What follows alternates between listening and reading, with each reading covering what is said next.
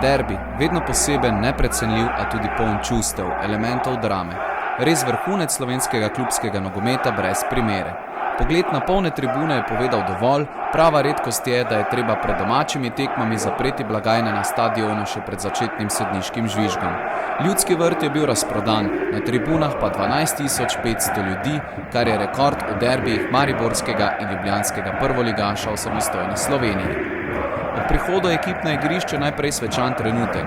V sredo je na pokalni tekmi v Zavrču Dragan Jelič prišel do prav posebnega jubileja, že 200-tič je oblekel vijoličasti dres. Ob tej priložnosti mu je čestital direktor Bojan Ban.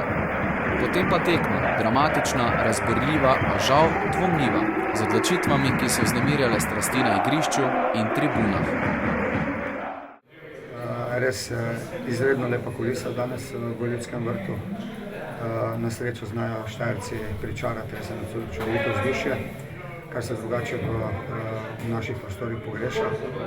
Gledali smo zanimivo tekmo, v kateri je bilo polno čustev, v kateri je bilo polno odločitev, v kateri so dvignile gledalce na noge, v kateri smo morali nažalost dvakrat dobiti rezultat, vendar nam je kljub pri igralcev manj na koncu uspelo iztržiti točko, čeprav smo, kar se tiče drugega polčasa, bili izredno hrabri, odigrali odlično tekmo. V prvem polčasu pa sigurno, oziroma ključni trenutek tekme pa je sigurno 23. minuta, v kateri smo dobili neumen rdeč karton.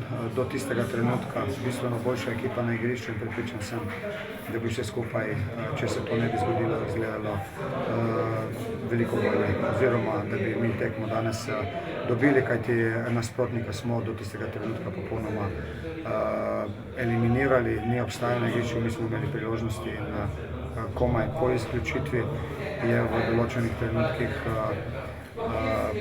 naša neka pasivnost pripeljala do tega, da je nasprotnik dvakrat zadel, vendar splošna slika zaradi tega izrednega drugega polčasa zelo dobra. Marsikaj bi lahko šlo v drugo smer, če bi se mreža gostov zatresla že po prvi obetavni akciji. Tavares je po desni strani vtekel v kazenski prostor, podal pred gol, vratar Džafić je odbil pred Volašem, do udarca nato Ibrahimi, žoga pa ni zadela cilja. In potem trenutek iz 22. minute, ki je močno, bržčas odločilno vplival na razplet. Razmerje moči je bilo nadaljnjih 70 minut 10-11. Izključen je bil Dejan Mezga. Vse se je začelo s tem posredovanjem Finka in nedosojenim prekrškom, sodnikova piščalka je ostala nema. Mezga je nadaljeval razpravo s Finkom, ki je obležal na tleh, in sodnik Čeferin je Dejanu pokazal rdeči karton. Kako se v takšnih trenutkih počuti ekipa, ko ve, da bo dolgo časa igrala brez igralca? Ja, to je neka nepredvidljiva stvar, katero ne moraš pretrenirati, da igraš večino tekme z igralcem manj. In prve minute smo se nekoliko lovili, kako bi se postavili, kako biti na igrišču dovolj agresiven ter še vedno ogrožiti nasprotnika. Nam je uspelo, delno nam je uspelo, kajti želeli smo si zmage, kljub temu smo ujeli rezultat in bili drugi polčas boljši nasprotnik, imeli več priložnosti, več žoga v svojih nogah. In ta dodatna energija nam je dala moči iz tribun, kajti takšno publiko, katera je zopet napolnila stadion, kajti to, da ni novost v Mariboru, in s takšno publiko ti je veliko lažje odigrati tudi takšno tekmo. Strasti se še niso pomirile, Olimpija pa je prišla do vodstva. Vršič je podal kazenski prostor, Milec je z glavo izbil žogo, ki se je odbila do Škerjanca, ta pa je z volej udarcem zatresel mrežo. Igra z igralcem manj se ob izjemni bojevitosti izbrancev Darka Milaniča ni občutila. Začel se je lov na izenačenje, le še z dodatno mero zaknanosti, tako sta v tej akciji Tavares in Volaš poskrbela za resno grožnjo, po podaji Tavareša je Volaš prišel do soočenja z vratarjem Džafićem, ki pa mu je strel ubranil.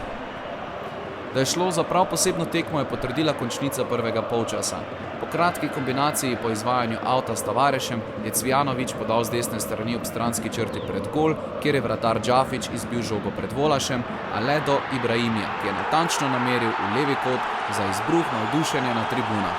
Toda to še ni pomenilo, da se gre na odmor z izenačenim rezultatom.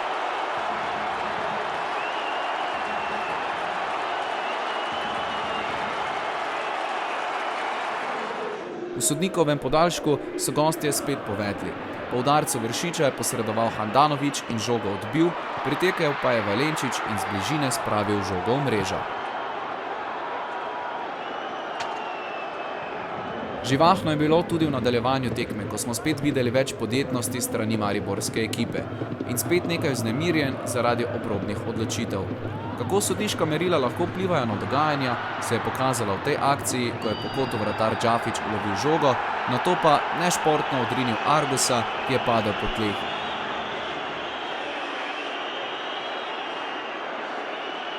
Pričakovala se je nova izključitev, toda po daljšem posvetu stranskim sodnikom je sodnik Čeferin segel v žep in pokazal samo rumeni karton. Toda trud se je moral obrestovati in se je, v najlepši obliki, s pravo mojstrovino za končnih 2-2. Rajčević je odvzel žogo na sredini igrišča in jo silovito v slogo napadalca popeljal vse do roba kazenskega prostora, podal na levo do Cvijanovića, ki se ni obotavljal in je mojstrsko zabil žogo v levi zgornji kot. Neobranljivo.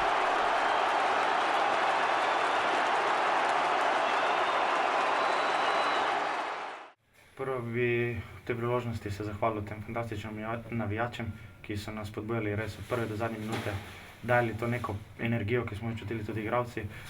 Akcija pa je začela, od Rajče je prestregel žogo, povlekel jo, meni jo samo odložil in jaz sem ciljal in zadev tam, ker sem se najbolj želel.